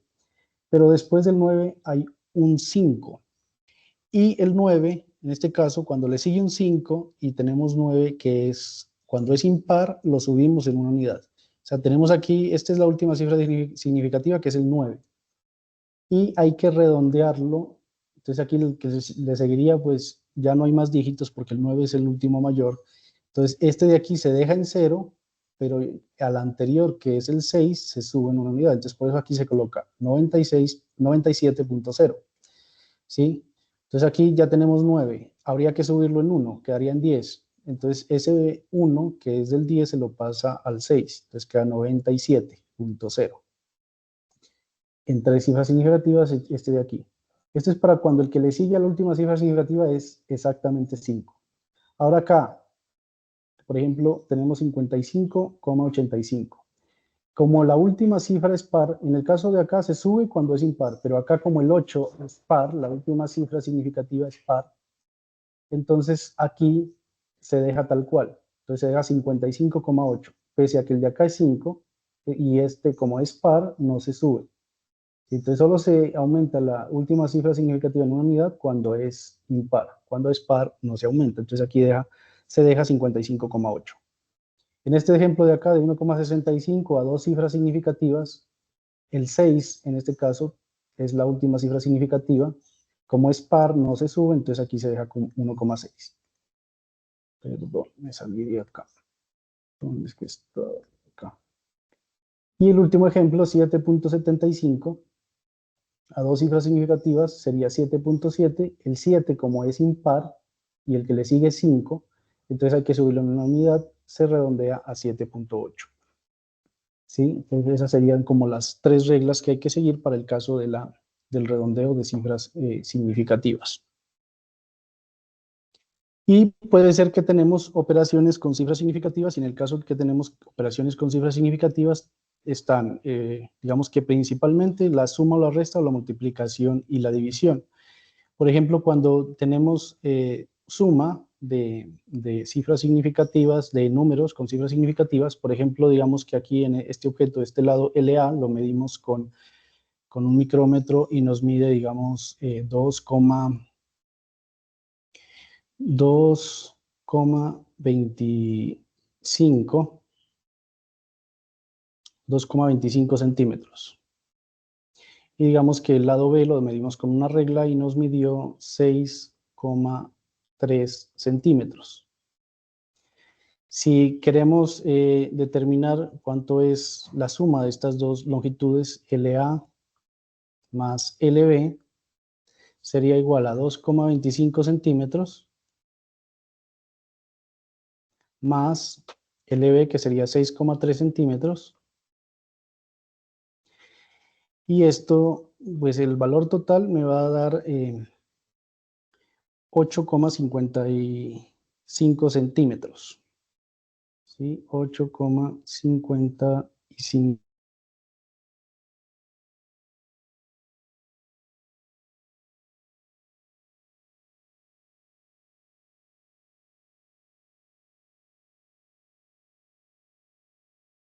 La respuesta aquí no la debo dejar así como 8,55 centímetros, sino como 8,5 centímetros.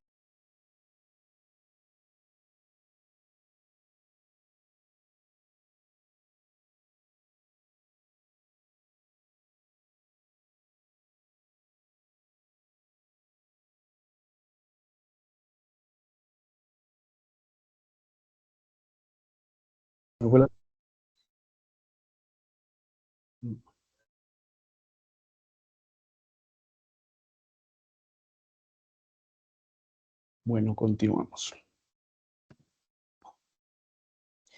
Y el otro caso es cuando tenemos multiplicación o división. Por ejemplo, aquí tenemos un cilindro.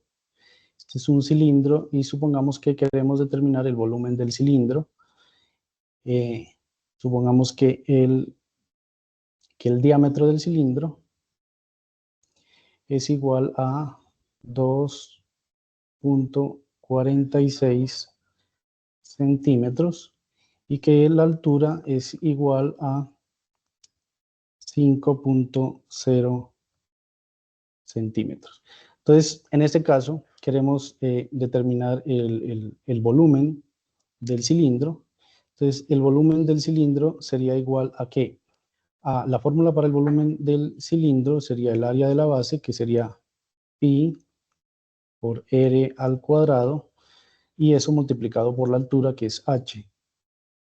Si vemos aquí el radio, nosotros nos dan el diámetro, que es 2,46 centímetros.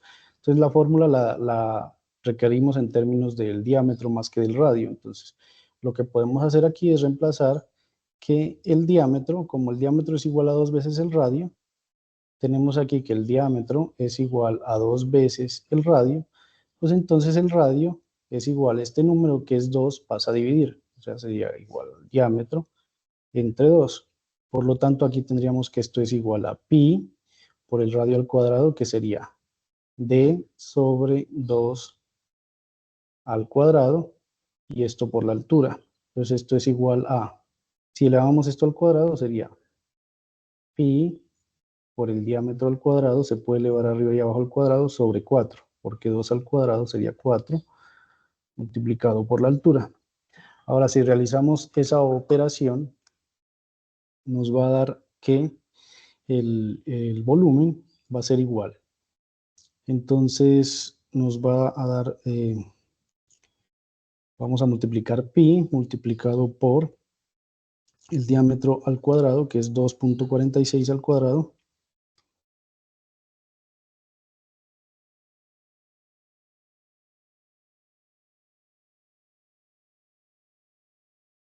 por 2,46 por la altura, que son 5 centímetros, y esto dividido en 4. Eso me da 23,76457. Y esto de aquí, como está en centímetros y es un volumen, esto quedaría en centímetros al cubo. Uy, eso ahí me quedó muy... Voy a escribir más abajito la unidad porque quedó ahí muy estrecha. Esto en centímetros cúbicos. Pero entonces mire que tengo una cantidad grande de decimales, y en realidad por cifras significativas no lo debo escribir aquí porque la regla me dice que lo debo escribir con la misma cantidad de cifras significativas de la cantidad menos precisa. Entonces la cantidad menos precisa es esto. Si recordamos aquí, después de la coma decimal hay un 0, entonces esto tiene 2 cifras decimales. 2 cifras significativas, perdón. Una cifra decimal, 2 cifras significativas. Esta es la que menos tiene porque esta de acá tiene 3 cifras significativas. Entonces el resultado lo debemos dejar solo con 2 cifras significativas. Entonces no es conveniente que yo escriba esto con todas estas cifras. Si lo tengo que dejar con 2 cifras significativas, entonces eso va a ser igual a, sería 23, pero el número que le sigue al 3 es un 7, que es mayor a 5. Cuando es mayor a 5, recuerden que había que subirle en una unidad. Entonces esto lo debería escribir como 24 centímetros cúbicos. Entonces así debo escribir la respuesta. En este caso ya no es con la cantidad de cifras decimales, sino con la cantidad de cifras significativas. Por eso lo dejo solo con 2 cifras significativas. Entonces no tiene sentido acá que escriba todas estas cifras decimales, porque estas de acá no son cifras significativas según esta regla. Y eso para tener en cuenta en esta parte. Y por otra parte también conviene utilizar la notación científica, que es expresar los números grandes, muy grandes o muy pequeños, en términos de notación científica, es decir, en términos de potencias de 10, para, digamos que no tener que escribir tantas cifras decimales. Por ejemplo, veamos aquí el caso de números grandes. Supongamos que tenemos, por alguna X o Y razón, medimos 15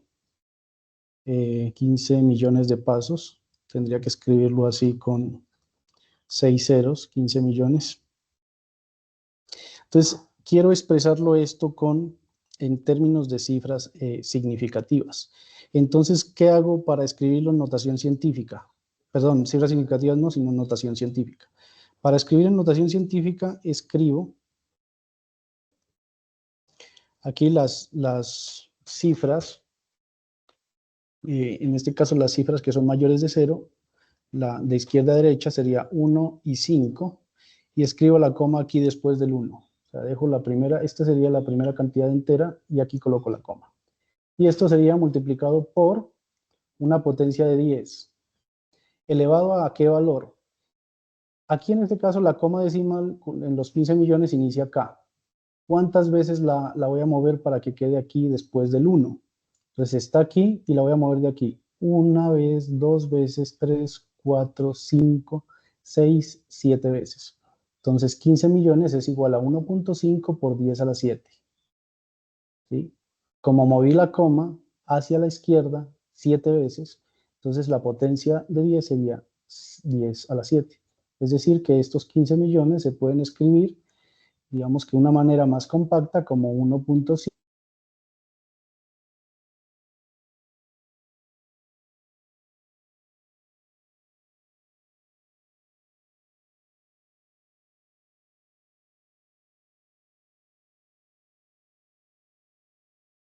Al contrario, por ejemplo, digamos que tenemos 0,0000371. Entonces, ¿qué vamos a hacer? Escribimos la parte acá, la parte de las cifras que son diferentes de 0. Entonces escribimos 371. Y la coma la escribimos después de la primera cifra significativa, o sea, después del 3. Y ahora mire que la coma quedó aquí. O sea, la movimos de acá a acá. Entonces aquí esto sería por una potencia de 10 también. ¿Pero qué? Corrí la coma desde acá hacia la derecha. En este caso de acá la moví hacia la izquierda para cantidades grandes. Acá lo que la estoy moviendo es hacia la derecha. ¿Cuántas veces la moví? 1, 2, 3, 4 veces. Pero acá no le coloco a la potencia positiva, sino acá es por 10 a la menos 4. Como moví la coma 4 dígitos, entonces es 10 elevado a la menos 4. ¿Sí? Ese es el ejemplo para escribir en notación científica. Continuamos porque son bastantes temas.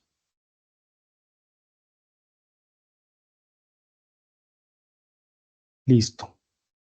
Bien, en la primera parte, con respecto a las mediciones, a tener en cuenta las cifras significativas, digamos que en la física lo primero que se hace es el estudio del movimiento de los cuerpos.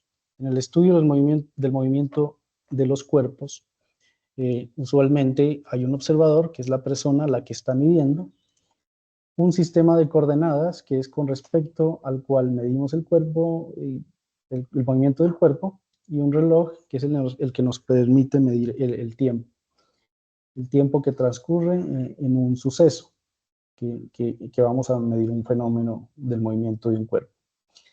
En este caso, digamos que esa es como la parte general del estudio del movimiento del cuerpo.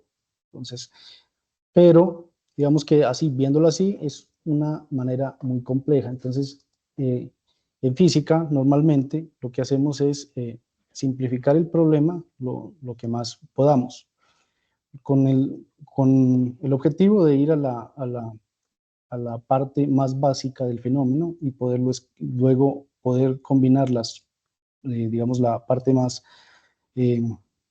básica, más simple, más sencilla, y a partir de ella describir el fenómeno completo.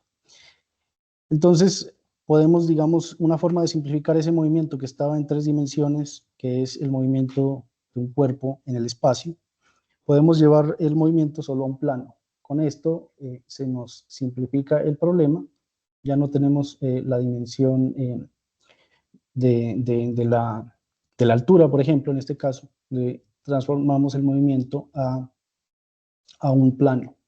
Vemos las partículas como que estuvieran en un plano, entonces aquí se simplifica el problema. Y ustedes recordarán de matemáticas, ustedes vieron, por ejemplo, aquí un fenómeno una medida que se puede tomar aquí es la distancia entre dos puntos. Tenemos, digamos que en ese plano, lo que hacemos es formar un sistema de coordenadas para podernos ubicar en ese plano, y en ese plano, digamos, ubicamos dos objetos, y esos dos objetos en ese plano los ubicamos en un punto con respecto a ese plano cartesiano. Entonces, la distancia entre dos puntos a esos objetos, para poderlos ubicar en el cuerpo, en el plano, perdón, lo hacemos con el sistema de coordenadas XY, que ustedes lo vieron, ese se llama el plano cartesiano. Entonces, ¿cómo se ubican los puntos? El plano XY tiene una parte positiva cuando nos movemos hacia la derecha por el plano cartesiano, y en el eje Y, la parte positiva cuando se mueve hacia arriba. Si se mueve hacia abajo sería negativa, y en el caso del eje X, si se mueve a la izquierda, negativa. Ubicamos un origen que es la intersección de esos dos ejes, y respecto en este plano podemos ubicar cualquier punto. Entonces, por ejemplo, aquí este punto P, que está de coordenadas, aquí aparece entre paréntesis los números 8 y 3. ¿Qué quiere decir esto? Que en el eje X está, por ejemplo, miren que aquí si contamos el número de cuadritos, 3, 6, 7, 8. Hay 8 en X, por eso aquí aparece el número 8 para el punto P. Y en la parte de Y nos movemos hacia arriba 3 puntos. Entonces tenemos el punto 8,3. Y acá tenemos el punto Q. El punto Q está en esta parte, que si avanzamos en el eje X después del origen, se movió 2 cuadros. Como se mueve después del origen hacia la izquierda 2 cuadros, entonces por eso esta parte está el punto -2. Y en el eje Y se mueve hacia arriba, está en el punto hacia arriba 2 unidades. Entonces hay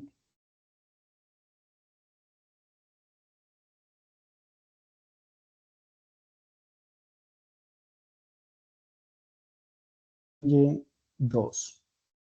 Entonces, para medir, digamos que queremos medir la distancia entre esos dos puntos P y Q, entonces aquí lo que haríamos sería lo siguiente.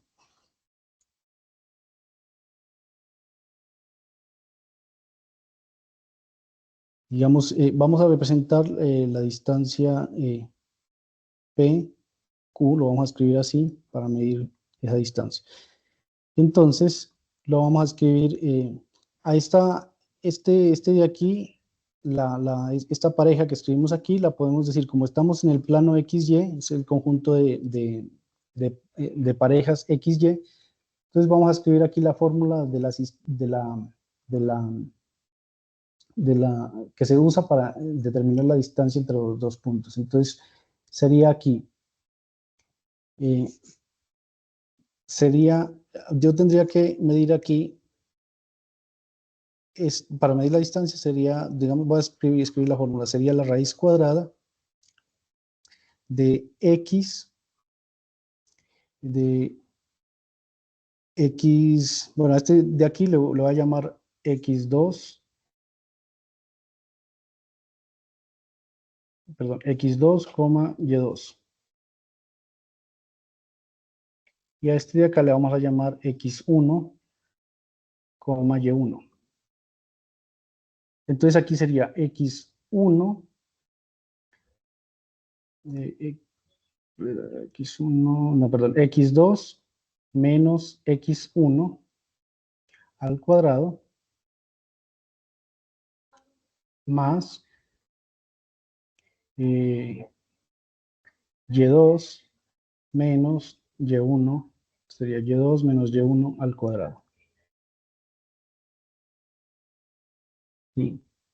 Entonces, ¿de dónde sale esta fórmula? Esto prácticamente sale de aquí, del teorema de Pitágoras, que nos dice que aquí podemos formar un triángulo con estos puntos, rectángulo, y tenemos que estos de acá, estos lados de acá se llaman catetos, los cuadrados de los catetos son iguales al cuadrado de la hipotenusa, y la hipotenusa sería la distancia entre los dos puntos. Como la hipotenusa es al cuadrado, sería esta distancia p al cuadrado, entonces aquí le saco la raíz cuadrada. Entonces esta distancia de aquí hasta el origen sería la distancia de y2 menos y1, que miren que aquí sería y1 y acá sería y2. y2 menos y1 es la distancia de o sea, para el cateto, la longitud que hay aquí sería y2 menos y1. Y para x sería x2 de acá menos x1.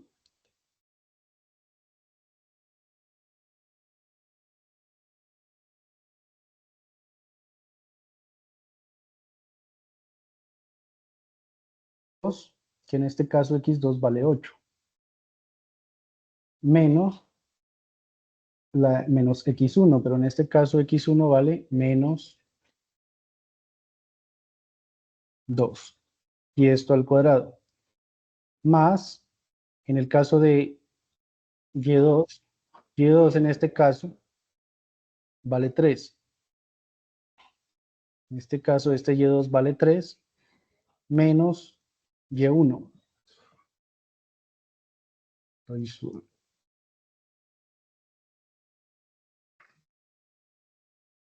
3 y y1 vale, perdón.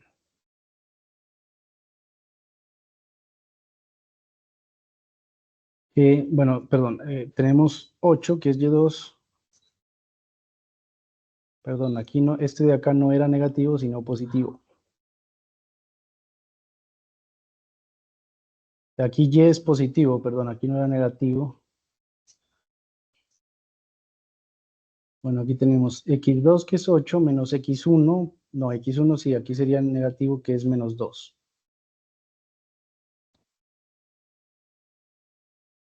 Menos 2 al cuadrado. Y en el caso de y, este y de acá vale 3 y este y de acá vale 2, entonces sería menos 2, esto al cuadrado. Y esto va a ser igual a la raíz cuadrada de, aquí como tenemos menos por menos, sería más. Entonces aquí sería, paréntesis, 8 más 2 al cuadrado más, acá 3 menos 1 sería 1 al cuadrado. Entonces esto va a ser igual a la raíz cuadrada de 8 más 2 sería 10 al cuadrado. Y 1 al cuadrado sería 1. Entonces esto va a ser igual a la raíz cuadrada de 10 al cuadrado sería 100, 10 por 10 es 100, y 100 más 1 sería 101, que esto sería la raíz cuadrada de 101, ¿no dio 101?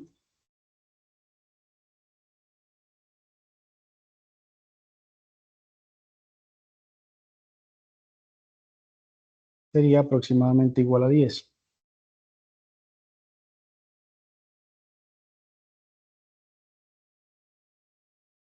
Bueno, da 10,05 aproximadamente.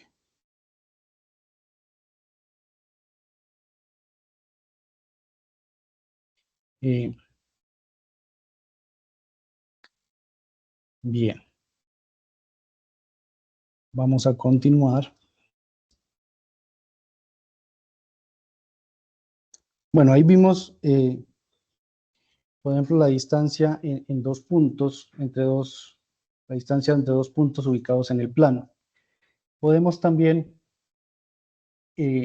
estudiar ya no el movimiento en un plano, sino ahora estudiar el movimiento de un cuerpo en una sola dimensión. O sea, simplificarlo aún más y el movimiento del cuerpo en una sola dimensión, pero ahora incluir el tiempo. Entonces, podemos estudiar un movimiento de un cuerpo en una dimensión, por ejemplo, en este caso X, y ver qué pasa en función del tiempo. Entonces, aquí podemos tener un cuerpo que se mueve, digamos que en cada periodo de tiempo que pasa se mueve una misma distancia. Este cuerpo, cuando lo estudiamos en física, es un cuerpo que se mueve con velocidad constante. Y entonces la función de este cuerpo que se mueve con velocidad constante en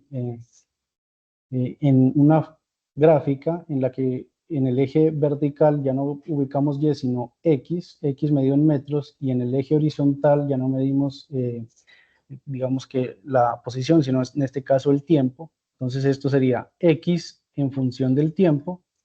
Lo que tenemos aquí es una línea recta. Y a esto de aquí tenemos una línea recta, recordamos de matemáticas que es una función lineal, es decir, ¿cómo teníamos la función lineal? Recordando en matemáticas teníamos que y es igual a mx más b.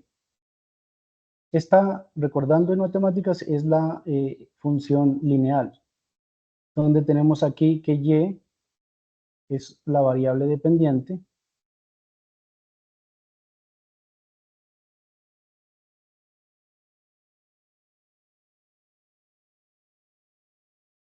¿sí? Tenemos m, que es la pendiente, y b es el intercepto.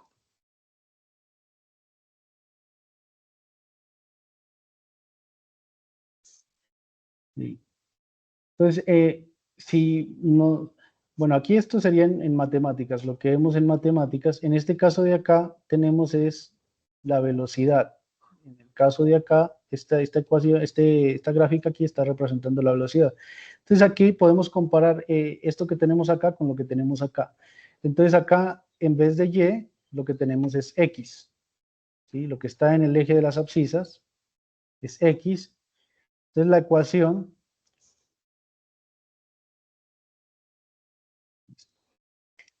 lo que tenemos es que x es igual, tendríamos aquí una pendiente, le vamos a colocar aquí m, aquí x, como acá no tenemos, en este caso lo que tenemos el término independiente, bueno, acá no lo coloqué que x es la variable independiente, tenemos es el tiempo, entonces aquí en vez de colocar x, lo que tenemos que colocar es t, más sería el intercepto, que en este caso no lo sabemos, lo vamos a determinar. Entonces, aquí tenemos esta línea que pasa por los puntos P y Q. Para medir la pendiente, en este caso, M, vamos a determinar aquí la pendiente, cuánto vale M, sería igual a, la fórmula de la pendiente es Y, como tenemos dos puntos, podemos decir que es Y2 menos Y1. Y para, en el denominador tenemos, en el numerador, perdón, numerador tenemos y2 menos y1, y en el denominador tendríamos x2 menos x1.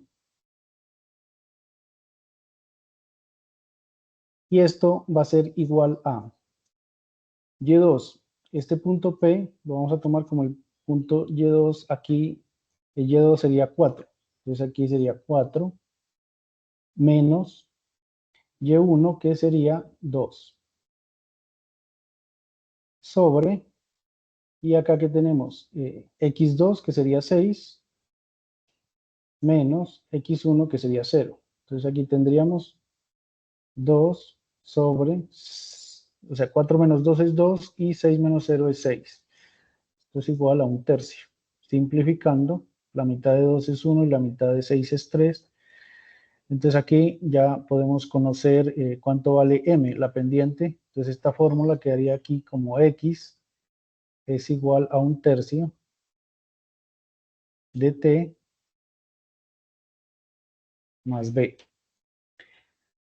¿Y cuánto vale b? B es el intercepto, o sea, la parte acá que se interseca con el eje de ordenadas, o sea, aquí con el eje vertical. Y mire que aquí que cuando el tiempo es 0, acá el valor de la función vale 2. Es decir, que este intercepto vale 2. Es decir, que aquí tendríamos que x es igual a 1/3 de t más 2.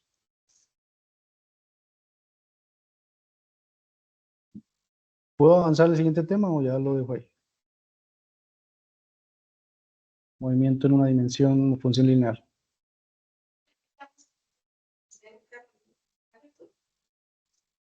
Ah, listo. Vamos a dejar hasta ahí. Listo. Bueno, entonces me dicen que ya se está terminando el tiempo. Vamos a dejar hasta ahí este tema. Podemos dar espacio para preguntas. Si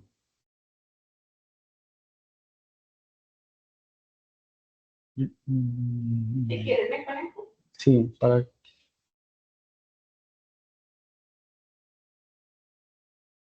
Bueno, hay unas preguntas ahí.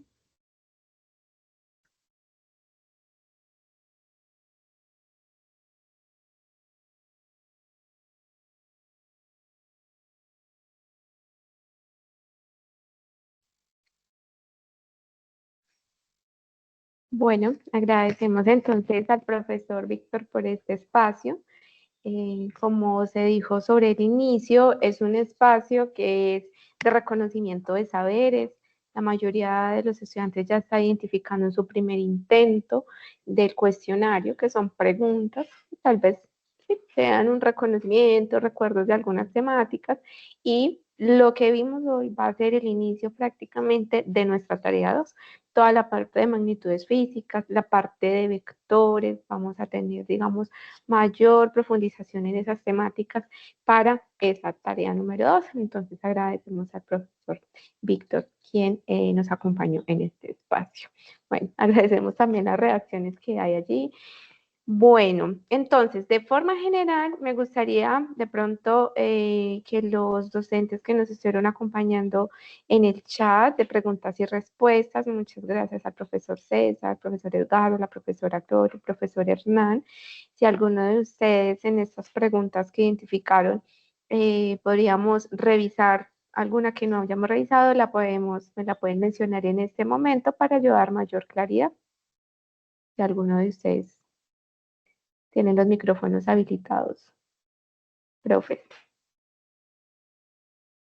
Muy buenas tardes, ingeniera. ¿Me confirma si me escuchan? Sí, señora. Buenas tardes, profesora Gloria. Buenos días, ingeniera, compañeros y estudiantes que se encuentran conectados. Pues, ingeniera, de las preguntas que yo he visto que han planteado, la constante es sobre los laboratorios. Y pues los compañeros que estamos en chat les hemos dicho de que pues deben estar pendientes porque pues hasta ahora están en la organización de fechas. No sé si haya algo más para ampliar ahí. Muchas gracias. Bueno, respecto pues a eso, yo voy a generar como tal un comunicado general para todo el curso. La siguiente semana, lo que les digo de forma general es, recuerden que sobre el inicio les mostré lo que es el total de los centros que van a tener el desarrollo de sus laboratorios y también se va a recibir a partir de un correo. Si tienen alguna reversa que realizar, por favor la realizan indican a sus tutores me la reportan y nuevamente ellos les dicen, listo, ya están listos para que puedan esperar otro de los grupos. Entonces, cualquier generalidad, pues ya sería la siguiente semana, las otras 2 semanas en los encuentros que vamos a tener.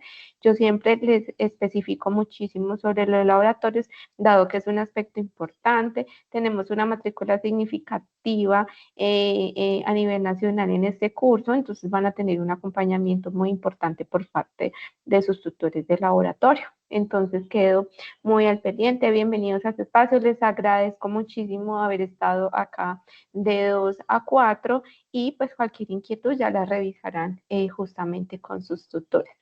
Entonces, profesora Gloria, creo que pues es como seguir replicando, darles información y la siguiente semana pues yo les estaré profundizando un poquito más a los estudiantes. Sé que es una de las variables más repetitivas correspondiente pues la parte de los laboratorios. Ok, bueno, señora. Listo. Bueno, entonces voy a abrir un espacio de 5 minutos nuevamente para preguntas con micrófono. Sin embargo, voy a pausar en este momento la grabación.